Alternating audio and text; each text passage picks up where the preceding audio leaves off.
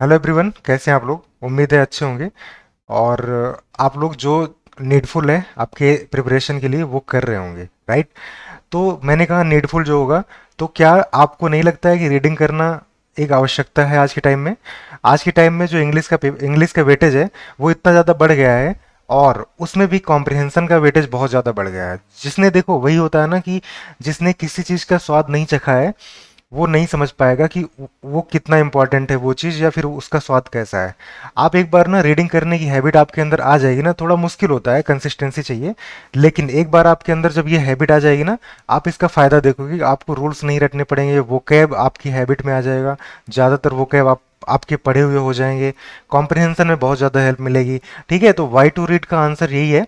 और how to read ये मैं बताने वाला हूँ। मेरे साथ आज ये पहली क्लास है, ये करके देखो। और थोड़ा सा मैं आप चाहूँगा कि आपके साथ में लाइटली मैं थोड़ा सा बताऊँ आपको, ज़्यादा आपके ऊपर बर्डन भी ना आए, आप समझ पाएँ, आपको आइडिया लग जाए कि कैसे पढ़ना है, राइट? तो देखिए, कैसे नहीं पढ़ना है ये जान लो पहले, इसके बाद चलते हैं कैसे पढ़ना है।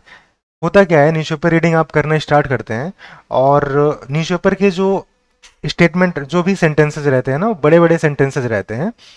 तो कई बार आप क्या गलती कर देते हो ना कि सेंटेंस को लिटरली जैसा लिखा गया है ना वैसा नहीं समझते हो। आपको न्यूज़ पता होती है और आप गेस करने लग जाते हो, राइट? ये गेस करने के चक्कर में आपको लगता है कि आपने पढ़ लिया, आपको समझ में आ गया। लेकिन आपका पर्पज न्यूज़ लेना नहीं है। हो सकता है आपने गलत न्यूज़ लिया होगा, ये भी हो सकता है, राइट? न्यूज़पेपर पढ़ने का पर्पज, एसएससी की तैयारी अगर कर रहे हो तो आपका पर्पज होना चाहिए क्या? कॉम्प्रिहेंशन इंप्रूव करना, आपकी समझ इंप्रूव करना, राइट? तो उसके लिए जरूरी है ना कि जो लिखा गया है, जैसे लिखा गया है वैसे पढ़ोगे, तब जाकर के सही चीज समझोगे, सही समझ आएगी, है ना? तब जाकर के सही सेंटेंस के स्ट्रक्चर जो है उनका फायदा उठा पाओगे, समझ पाओगे कि अलग अलग तरह के सेंटेंस स्ट्रक्चर का मतलब कैसे निकलता है, इतने बड़े सेंटेंसेस को कैसे ब्रेक कर लेना होता है छोटे छोटे सेंटेंसेस में, है ना? तो बहुत मजा आने वाला है। आप लोग चलिए पूरा लास्ट तक देखना, और बताना कमेंट करके कि आपने कुछ सीखा या नहीं सीखा, और आपका क्या रिव्यू है, कंटिन्यू करना है नहीं करना है, आप बताना, ठीक है?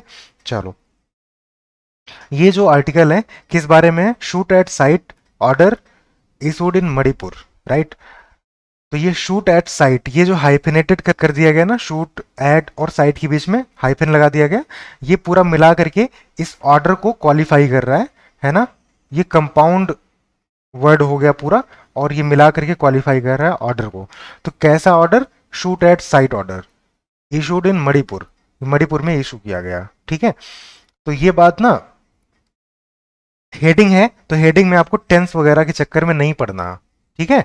वहां पर बस क्या करना है, देख लिया, थोड़ा सा आपको आइडिया लग गया कि क्या बात कही गई। और अगर नहीं आइडिया लग रहा, कोई बात नहीं है, आप क्या करो, पढ़ना स्टार्ट करो और लास्ट तक पढ़ो। इसके बाद आकर के देखना, आपको समझ में आएगा कि हेडिंग कैसे लिखी गई थी, तब आपको समझ में भी आ जाएगा, राइट? चलते हैं। On April 19, the Manipur high court directed the state government to submit its recommendation to include the Meiteis in the ST list of the, sorry, to the Union Tribal Affairs Ministry by May 29। एक बात देखो, यहाँ on से start होकर के 29 तक एक ही sentence है ना? पूरा सेंटेंस एक है। और प्रॉब्लम यही रहती है, हमें प्रॉब्लम कहाँ आती है? इसीलिए आती है कि इतने बड़े सेंटेंसेस हैं और हम समझ नहीं पाते हैं, पढ़ते हैं तो समझ ही नहीं पाते हैं कि कहाँ पर क्या बात कही जा रही है, और मेन वर्ब क्या है और उसका सब्जेक्ट क्या है, ये बातें समझ नहीं आती। और जब मैंने वर्ब पढ़ाया था तो बताया था कि वर्ब बहुत इंपॉर्टेंट रहता है। रीडिंग करते समय अगर आपको वर्ब समझ में आ गया तो बहुत सारी चीज़ें अपने आप से आपको समझ में आ जाती हैं, राइट? चलो देखो, आराम आराम से मैं बताता हूँ। On April 19, the Manipur high court directed the state government to submit its recommendation to include the Meiteis in the ST list to the union tribal affairs ministry by May 29। अब देख रहे हो कितनी बार आपको पता है बात कितनी सी है? बात इतनी है कि on April 19 the Manipur high court directed, directed मतलब क्या होता है? निर्देश देना, है ना? डायरेक्ट करते हो मतलब किसी को आप जो है निर्देश देते हो, इंस्ट्रक्शन देते हो या निर्देश देते हो, डायरेक्शन देते हो। तो मणिपुर हाई कोर्ट ने डायरेक्ट किया स्टेट गवर्नमेंट को, राइट? ये टू सबमिट है ना, टू क्या है? इन्फिनेटिव टू है, और सबमिट वर्ब है। तो V1 फॉर्म है, तो किस लिए, टू पर्पस दिखाता है, क्या करने के लिए उसने निर्देश दिया, सबमिट करने के लिए इट्स रिकमेंडेशन। ये इट्स पता है, यहां से क्वेश्चन आते हैं आपके एग्जाम में, ये इट्स को पहचानो, ऐसे मत छोड़ दो कि बस देख लिया इट्स। इट्स होता है, एक होता है इट्स, मतलब इट के बाद में ऐसे एपोस्ट्रॉफी लगा करके इट्स रहता है। मैं थोड़ा सा साफ साफ लिखता हूँ।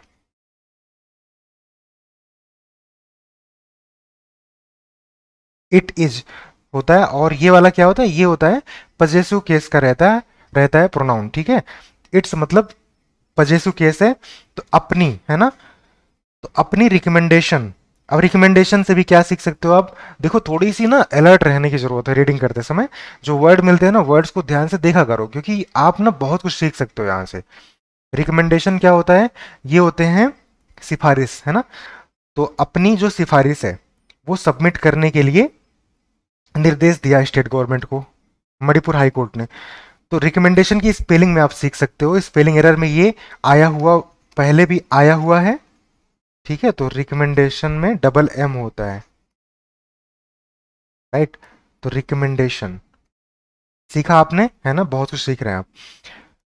तो on April 19 Manipur high court ने निर्देश दिया स्टेट गवर्नमेंट को सबमिट करने के लिए अपनी सिफारिश, राइट, अपनी राय, अपनी सिफारिश, to include the Meiteis in the ST list. क्या करने के लिए, जो सिफारिश होगी, रिकमेंडेशन होगी, वो किस चीज के लिए होगी, इंक्लूड करने के लिए होगी, राइट। जहां पर इन्फिनिटिव करके रहता है ना, तो ये करने के लिए, ये सबमिट करने के लिए डायरेक्ट किया। और ये सिफारिश किसके लिए, इंक्लूड करने के लिए मैतीज को, किसको इंक्लूड करने के लिए, मैतीज को, कहां पर, स्टेट लिस्ट में, ठीक है। अब to the union tribal affairs ministry by May 19, ये टू पता है, ये प्रीपोजिशन है, ये इन्फिनिटिव टू नहीं है। इन्फिनिटिव टू होता है तो उसके बाद वर्ब आता है, इंक्लूड करना, है ना। वैसे अगर प्रीपोजिशन रहेगा तो नाउन आएगा, नाउन या फिर नाउन फ्रेज आएगा, यानी कि एक से ज्यादा वर्ड का कलेक्शन, समूह। तो पता है मतलब ये निकला कि मणिपुर हाई कोर्ट ने निर्देश दिया स्टेट गवर्नमेंट को सबमिट करने के लिए अपना रिकमेंडेशन। जो रिकमेंडेशन किसके लिए है, इंक्लूड करने के लिए है मैतीज को एसटी लिस्ट में, ठीक है। और ये जो सबमिट करने के लिए बोला था अपने रिकमेंडेशन को, ठीक है, कहां पर सबमिट करना है, to the union tribal affairs ministry. और बाई दिखाता है टाइम कि कब तक करना है, मई 29, 29 मई तक। आप ये जो टू का यूज किया गया है एज ए प्रीपोजिशन और एज ए इन्फिनिटिव टू, मैंने ये पढ़ाते समय बताया था कि इसका अंतर पता होना चाहिए आपको ना। नॉन फाइनाइट वर्ब का बहुत अच्छा इस्तेमाल मिलता है न्यूज़पेपर में, इसीलिए मैं पढ़ाते समय भी बताता हूँ ये बात कि नॉन फाइनाइट वर्ब की अच्छी समझ आपको हो जानी चाहिए। इन्फिनिटिव, जीरेंट पार्टिसिपल, ये एडजेक्टिव के तौर पर, नाउन के तौर पर जैसे भी आते हैं उनकी समझ आ जानी चाहिए। बेयर इन्फिनिटिव है, ये समझ में आना चाहिए। तो इतनी बात क्लियर हो गई। मैं पूरा मिला करके एक बार बता दूं, 19 अप्रैल को मणिपुर हाई कोर्ट ने निर्देश दिया स्टेट गवर्नमेंट को सबमिट करने का, है ना, क्या सबमिट करने का, अपनी सिफारिश, किसके लिए, इंक्लूड करने के लिए मैतीज को, कहां पर, स्टेट एसटी लिस्ट में, to the union tribal affairs ministry by May 29। और ये कहां पर सबमिट करना है, यूनियन ट्राइबल अफेयर्स मिनिस्ट्री में। कब तक सबमिट करना है, 29 मई तक। क्लियर, चलें आगे। Okay. Mister Biren Singh appealed to the people to maintain peace and harmony. Mister Biren Singh ने अपील किया लोगों से, है ना। अपील करना मतलब कॉल फॉर, है ना। तो अपील करना मतलब होता है कॉल फॉर, है ना, किसी चीज कुछ करने के लिए कहा इन्होंने। मिस्टर बीरेन सिंह ने लोगों से अपील किया टू मेंटेन पीस, क्या करने के लिए अपील किया, मैंने बताया ना टू जब रहता है तो के लिए ऐसा सेंस आता है, मेंटेन करने के लिए अपील किया। क्या मेंटेन करना है, पीस एंड हार्मनी, शांति और हार्मनी, जानते हो समरसता होती है, सामंजस्य होता है। Soon after updating home minister Amit Shah about the situation. Soon after मतलब तुरंत बाद, तुरंत बाद, किसके तुरंत बाद, updating home minister Amit Shah about the situation, right. Home minister Amit Shah को सिचुएशन के बारे में अपडेट करने के बाद, आफ्टर क्या है यहां पर, प्रीपोजिशन है, राइट, प्रीपोजिशन है, और प्रीपोजिशन अपने बाद क्या लेता है, आईएनजी फॉर्म लेता है वर्ब का, इसीलिए अपडेटिंग आया है। क्लियर है, हो रहा है ना अभी अभी तक आप सबको। तो क्या बताया मैंने, मिस्टर बीरेन सिंह ने अपील किया लोगों से मेंटेन करने के लिए शांति और समरसता। तुरंत बाद, किसके तुरंत बाद, updating home minister Amit Shah about the situation. Amit Shah, home minister Amit Shah जो है ना, उनको सिचुएशन के बारे में अपडेट करने के तुरंत बाद उन्होंने अपील किया लोगों से ये चीज। चलें आगे। ओके।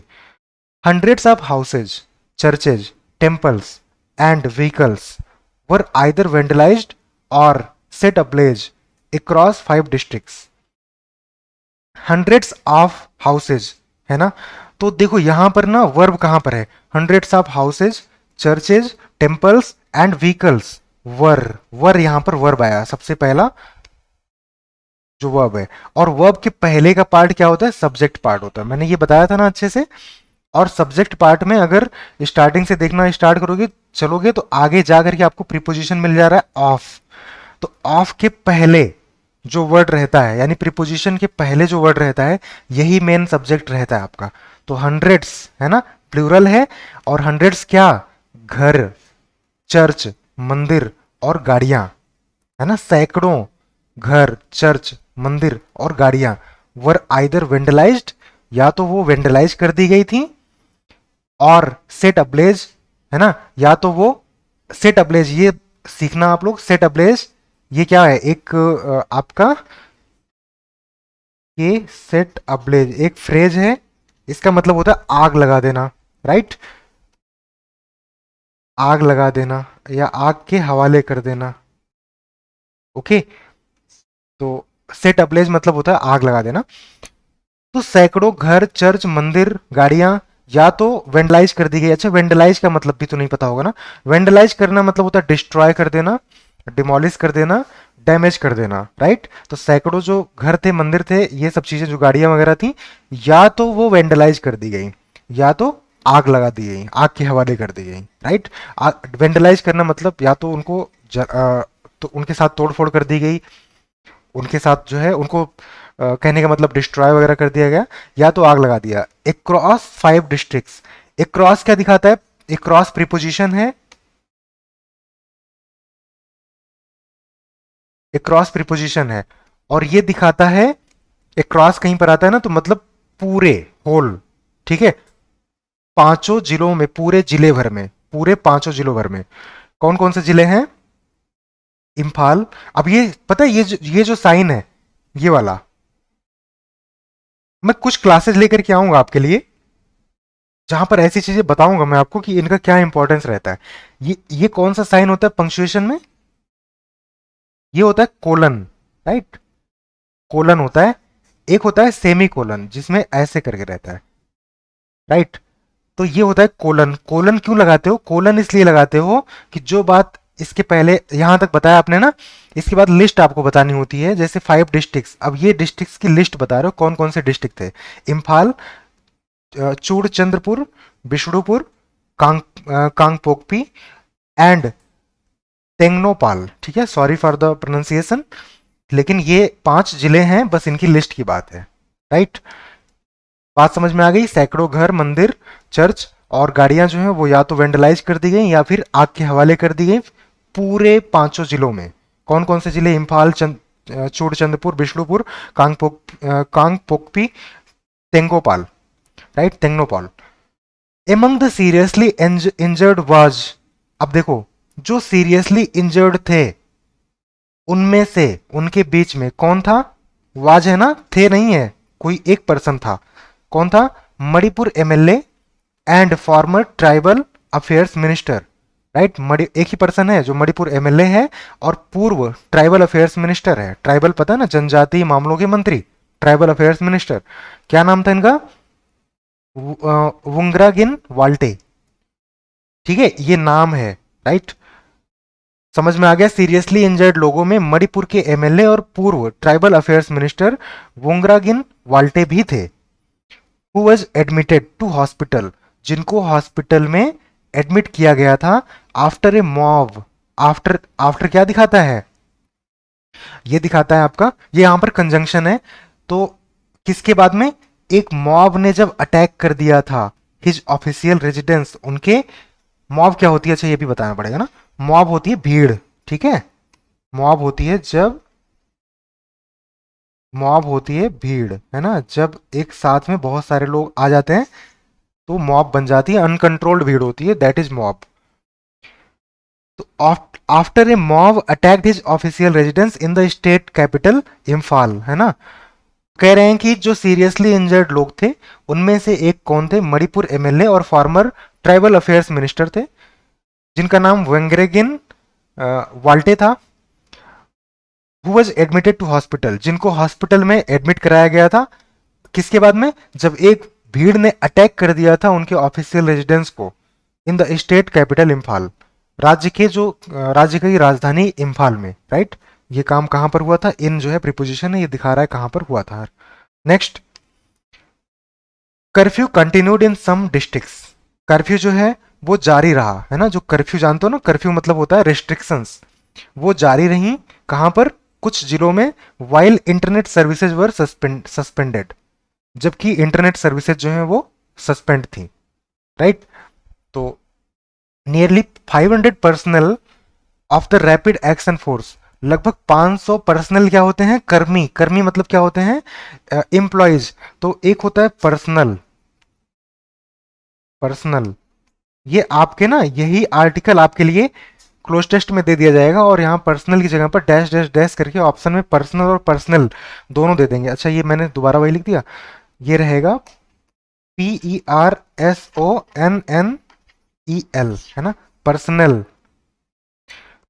तो कह रहा है लगभग 500 कर्मी, 500 एम्प्लॉयज किसके, रैपिड एक्शन फोर्स के, राइट, वर फ्लोन इन, है ना, ये फ्लाई इन, फ्लाई इन मतलब होता है कहीं पर हवाई जहाज से जाना, प्लेन से जाना। लगभग 500 लोगों को, रैपिड एक्शन फोर्स के जो 500 लोग थे, वर फ्लोन इन, ये बात पैसे में कही जा रही है ना, पैसे में कब कैसे पहचानते हो, जब इज एम आर, यानी कि जो बी का फॉर्म होता है, is am are was were, be form के साथ में V3 फॉर्म अगर मिल जाए, right, is am are was were, be being been, जो भी बी के फॉर्म हैं उनके साथ में अगर वर्ब का थर्ड फॉर्म मिलता है तो पैसिव समझ लेना। वर फ्लोन इन मतलब उनको प्लेन से लाया गया थर्सडे मॉर्निंग को, राइट।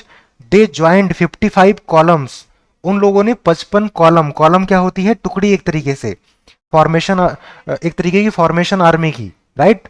जैसे वो मार्च करते हैं, मार्च करना मतलब आगे बढ़ना, जब वो आगे बढ़ते हैं ना तो एक फॉर्मेशन में बढ़ते हैं, राइट, एकदम वो डिसिप्लिन होते हैं ना आर्मी वाले। They joint 55 columns of the army and the parliamentary Assam rifles apart from the police, उन्होंने 55 जो कॉलम थे, यानी 55 जो टुकड़ियां थी आर्मी की और पार्लियामेंट्री असम राइफल्स की, ठीक है, उसको ज्वाइन किया। अच्छा, अपार्ट फ्रॉम मतलब के अलावा, किसके अलावा, पुलिस के अलावा, जो 55 कॉलम थी आर्मी और पार्लियामेंट्री असम राइफल्स की, राइट, तो उनकी टुकड़ियों को उन्हें ज्वाइन किया। ऑफिशियल सेड, अच्छा ये ऑफिशियल्स एक वर्ड है, एक वर्ड होता है ऑफिसर्स, एक वर्ड होता है ऑफिशियल्स, राइट, ऑफिशियल्स, एक वर्ड क्या होता है ऑफिसर्स। पता है जो अधिकारी होते हैं ना, ऑफिसर्स, ई है यहां पर, मैं साफ साफ लिखता हूं, सॉरी,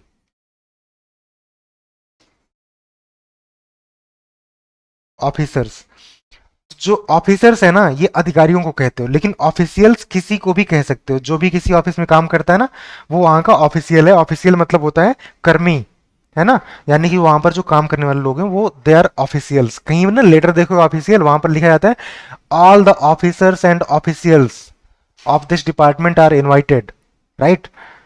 तो official said the Imphal Churachandpur road, officials ने कहा, है ना, क्या कहा उन्होंने, कि जो इम्फाल चूड़चंदपुर रोड है, ये हाइफेनेटेड करके क्या कर दिया गया, इसको कंपाउंड वर्ड बना दिया गया, कि इम्फाल चंद्रचूड़पुर रोड, राइट। तो ये जो रोड है, the axis along which much of the violence took place, जो कि क्या है, द एक्सिस है, मतलब एक्सिस क्या होती है, एक स्ट्रेट लाइन होती है, जो कि एक स्ट्रेट लाइन है, अलोंग विच जिससे, जिसके अलोंग में क्या किया गया है, much of the violence took place, ज्यादातर जो हिंसा हुई, वायलेंस हुई, उसी के अलोंग में हुई है, इसी लाइन के अलोंग में हुई है, राइट, इसी लाइन से लगते हुए, उसी लाइन के अराउंड सारी जो हिंसा हुई है ज्यादातर वहीं पर हुई है। Had been secured by the combined forces. अब एक बात देखना, यहां पर जो कॉमा का इस्तेमाल किया गया है ना, इनको मैं समझाना चाहूंगा, इसलिए मैं इसको इरेज करता हूं, right. Official said the Imphal Churachandpur road, इसके बाद कॉमा कर दिया, फिर ये बात कहा, फिर कॉमा कर दिया, फिर ऐसे कंटिन्यू कर रहा है। तो आपको यहां से पढ़ना है, official said the Imphal Churachandpur road had been secured by the combined forces. ये जो रोड थी वो सिक्योर कर ली गई थी कंबाइंड फोर्सेज के द्वारा। कंबाइंड फोर्सेज समझ रहे हो ना, जो सम्मिलित फोर्स थी जिसमें कि आर्मी, पैरामिलिट्री फोर्सेज और पुलिस, ये तीनों मिल करके काम कर रही, दैट वाज कंबाइंड फोर्स। तो आपको यहां के बाद सीधे ये नहीं पढ़ना है, सीधे यहां आना है, यहां जहां पर ये कॉमा क्लोज हुआ इसके बाद ये, राइट। रोड के बाद में हैड बीन सिक्योर्ड, वो रोड सिक्योर कर ली गई थी। इसके बाद देखना है कि ये रोड के बारे में है, कौन सा रोड, जो कि क्या है, द एक्सिस अलोंग विच, जो कि एक सीधी लाइन है, जो कि एक रोड मतलब वो क्या है, जिसके इर्द गिर्द, जिसके अराउंड ज्यादातर हिंसा टेक प्लेस हुई। टेक प्लेस मतलब घटित होना, अगर नहीं पता है तो लिख लेना, टेक प्लेस मतलब हैपन, राइट। चले आगे, आई होप आपको समझ में आ रहा होगा। अगर नहीं समझ में आ रहा है तो Telegram channel English by Divyesh Pandey join कर लो, वहां पर आप डिस्कस कर सकते हो। चलो, the army and Assam Rifles, मैं वीडियो ज्यादा लंबी ना हो इसलिए थोड़ा सा स्पीड बढ़ाऊंगा। The army and Assam Rifles personnel are conducting flag marches and aerial reconnaissance in the affected areas. जो आर्मी और असम राइफल्स के पर्सनल हैं, पर्सनल मतलब जो एम्प्लॉई हैं, लोग हैं, राइट, उसमें काम करने वाले जो लोग हैं, यानी सैन्य कर्मियों की बात हो रही है। आर्मी और असम राइफल्स के जो पर्सनल हैं, आर कंडक्टिंग, कंटिन्यूस में लिखा गया है, वो कंडक्ट कर रहे हैं क्या, flag marches, right. Flag march कर रहे हैं, वो फ्लैग मार्च मतलब जब एक साथ वो मार्च करते हैं, यानी कि कहीं पर वो, जिससे कि वहां पर डर का माहौल दूर हो जाए कि हाँ सिक्योरिटी है यहाँ पर, तो फ्लैग मार्च करते हैं, यानी कि एक साथ में वो मार्च करते हैं। मार्च करना मतलब आगे बढ़ना। एंड एरियल रिकनेसेंस, और क्या कंडक्ट कर रहे हैं, एरियल रिकनेसेंस कंडक्ट कर रहे हैं। अब एरियल मतलब हवाई, और रिकनेसेंस होता है सर्वेक्षण, सर्वे, तो हवाई सर्वे कर रहे हैं इन द अफेक्टेड एरियाज, है ना, प्रभावित इलाकों में। ये अफेक्टेड क्या है, ये आप लोग कमेंट करके मुझे बताओ, अफेक्टेड क्या है, बताना सच में, ठीक है, ऐसे मत करना ऐसे चले जाओ। अगर सीखना है तो आपकी इन्वॉल्वमेंट जरूरी है। ये अफेक्टेड क्या है बताना, पार्ट्स ऑफ स्पीच में क्या है ये, क्या ये नाउन है, क्या ये एडजेक्टिव है, क्या ये प्रोनाउन है, क्या है, बताना, ओके। तो प्रभावित इलाकों में उन लोगों ने ये काम किया। We have rescued 5000 people in Churachandpur and 2000 each in Imphal and Moreh and lost them in the safe places. हमने रेस्क्यू किया है, रेस्क्यू करना मतलब बचाना, राइट। हमने रेस्क्यू किया है 5000 लोगों को चूड़ चंद्रपुर में। ये नाम है, ठीक है, जो कैपिटल लेटर से रहता है प्रॉपर नाउन, तो उनका मतलब निकालने की कोशिश मत करना, वो क्या होते हैं, बस उनको ऐसे ही पढ़ लेना। तो चूड़ चंद्रपुर में, और 2000 each in Imphal and Moreh and lodged, तो इम्फाल और मोरे में भी 2-2 हजार लोग, राइट। ईच इन मतलब कि इम्फाल और मोरे, यहां पर भी 2000 लोगों को। एंड लॉज्ड देम, लॉज क्या होता है, अच्छा लॉज तो सबको पता होगा ना, लॉज होते हैं जहां पर लोग रहते हैं, लॉज बने होते हैं ना, लोग जहां रहते हैं, तो लॉज का सेंस रहता है रहने से, राइट। एंड लॉज्ड देम मतलब उनको जो है रहने की व्यवस्था की, कहां पर, सेफ प्लेसेस पर, सुरक्षित स्थानों पर। अब मैं यहां से बताता हूं, we have rescued 5000 people in Churachandpur, हमने चूड़ चंद्रपुर में 5000 लोगों को रेस्क्यू किया है, और 2000 लोगों को इम्फाल और मोरे से। 2000 ईच इन इम्फाल एंड मोरे मतलब 2000 इम्फाल से और 2000 मोरे से। एंड लॉज्ड देम, और उनको ले जाया गया है रहने के लिए, कहां पर, सुरक्षित स्थानों पर। A defence spokesperson said, एक डिफेंस का जो प्रवक्ता था उसने कहा, an additional 14 columns of the army and paramilitary force have been kept on standby. एक अतिरिक्त 14 कॉलम आर्मी का और पैरामिलिट्री फोर्सेस का, राइट, हैव बीन केप्ट, है ना। ये हैव बीन दिख रहा है ना, हैव किसके लिए आया है, इसके पहले यहां पर ये वर्ब है, इसके पहले का पार्ट क्या है, सब्जेक्ट है। अब मैंने बताया जहां प्रीपोजिशन मिले इसके पहले जो रहेगा वो रहेगा आपका सब्जेक्ट। तो एन एडिशनल 14 कॉलम्स, ये प्लूरल है इसीलिए हैव आया यहाँ पर। ये जो 14 टुकड़ियां और हैं आर्मी और पैरामिलिट्री फोर्सेस की, वो रखी गई हैं, हैव बीन केप्ट, राइट। ये टेंस बताना आप लोग, प्रेजेंट का परफेक्ट टेंस है, हैव के अकॉर्डिंगली बीन लगाया गया है, राइट। हैव बीन केप्ट, और ये ध्यान देना प्रेजेंट का परफेक्ट टेंस है और एक्चुअल में ये क्या किया गया हैव, एक मिनट, ये हैव बीन पूरा हेल्पिंग वर्ब हो गया, पैसिव में रख, पैसिव वॉइस का सेंटेंस है, प्रेजेंट का परफेक्ट सेंटेंस रहा होगा तो परफेक्ट कॉन्टिन्यूअस का हेल्पिंग वर्ब बन जाता है पैसिव में। तो हैव रहा होगा तो हैव बीन करके वर्ब का थर्ड फॉर्म केप्ट रखा गया। तो अतिरिक्त 14 टुकड़ियां आर्मी और पैरामिलिट्री फोर्सेस की वो रखी गई हैं on stand by. Stand by मतलब स्टैंड बाई पर रखते हो, इसका मतलब वो चीज अभी यूज में नहीं कर रहे हो, एक्स्ट्रा में आपने रख रखा है, समय आने पर यूज करोगे। तो स्टैंड बाई पर रखी गई हैं फॉर, किसके लिए, किस पर्पज से, डिप्लॉयमेंट के पर्पज से। डिप्लॉयमेंट मतलब होता है कहीं पर तैनात कर देना, तैनाती करने के लिए। ऑन शॉर्ट नोटिस मतलब शॉर्ट नोटिस पर, जैसे ही नोटिस आई तत्काल। ही एडेड, उन्होंने कहा। तो एक 14 टुकड़ी जो है आर्मी और पैरामिलिट्री की, वो अतिरिक्त रूप से जो है रखी गई है स्टैंड बाई पर, डिप्लॉयमेंट के लिए, शॉर्ट नोटिस पर, ठीक है। जैसे ही नोटिस आएगी तुरंत डिप्लॉय कर देंगे। उन्होंने ये बात कही। द हाइटेंड सिक्योरिटी, जो बढ़ाई गई सिक्योरिटी थी, डिड नॉट डिटर। डिटर क्या होता है, स्टॉप, है ना, स्टॉप होता है, डिटर मतलब होता है रोकना।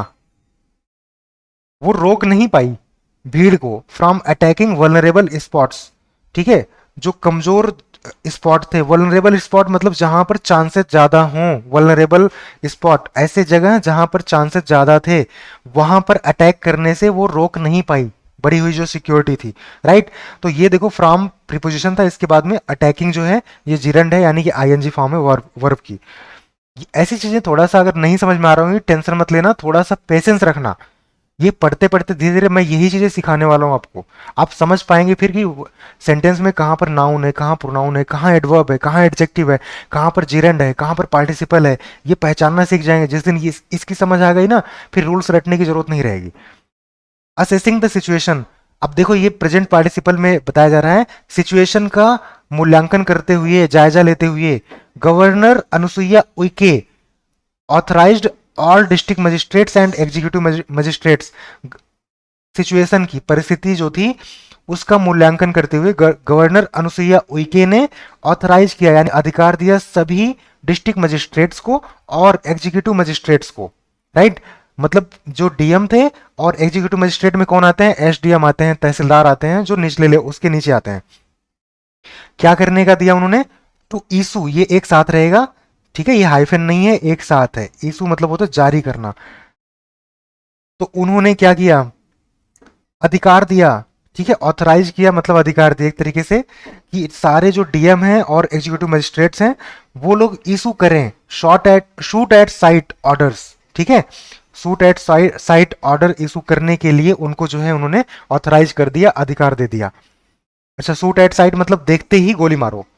इन एक्सट्रीम केसेस, अब ये बात बताई जा रही है इन्वर्टेड कामा में, कब करना है ऐसा, एक्सट्रीम केसेस में, जहां पर whereby all forms of persuasion, warning, reasonable force etc has been exhausted, जहां पर सभी तरह की जो परसुएशन की, परसुएशन होता है प्यार से मना लेना, बहला फुसला करके मना लेना, परसुएट करना।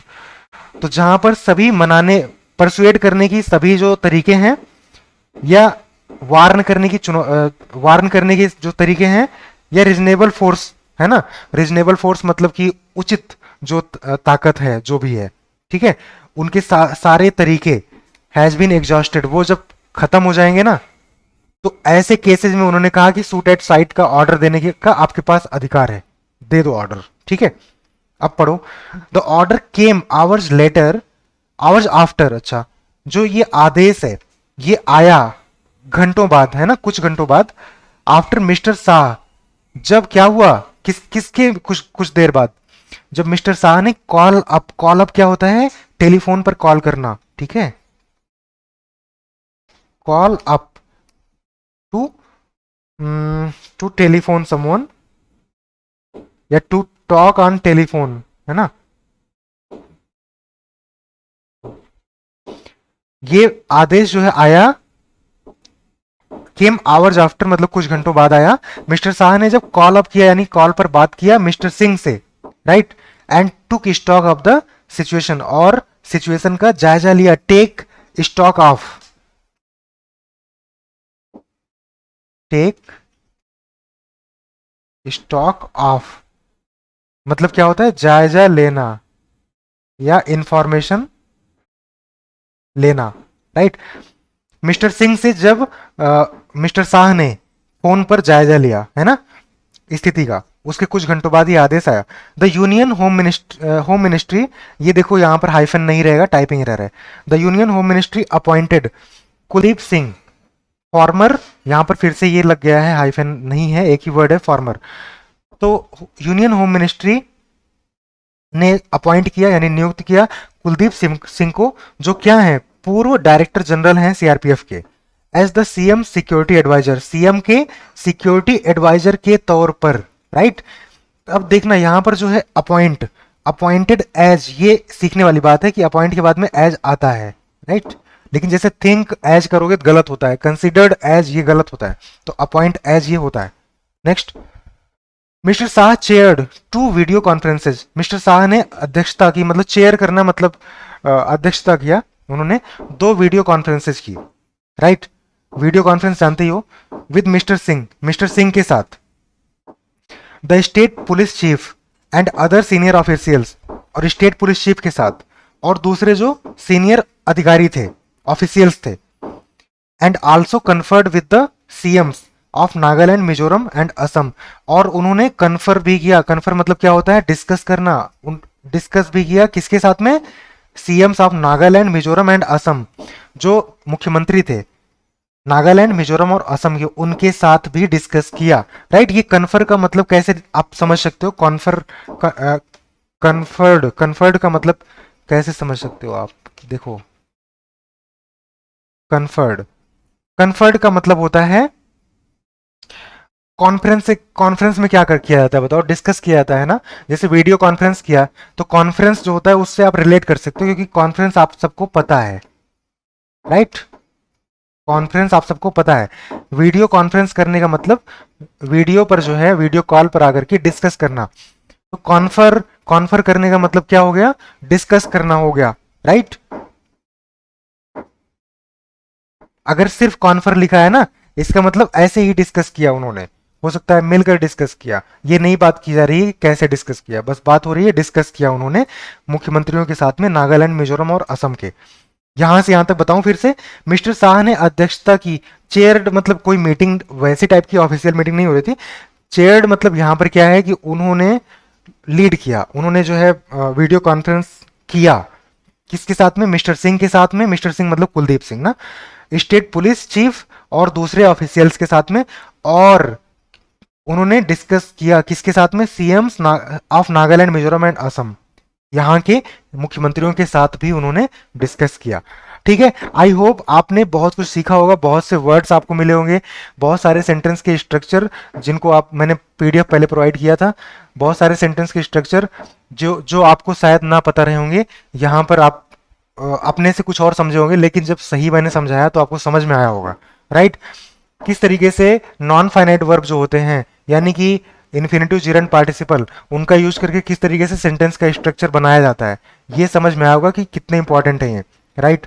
और आई होप थोड़ा बहुत आपको मैं सिखा पाया हूँ।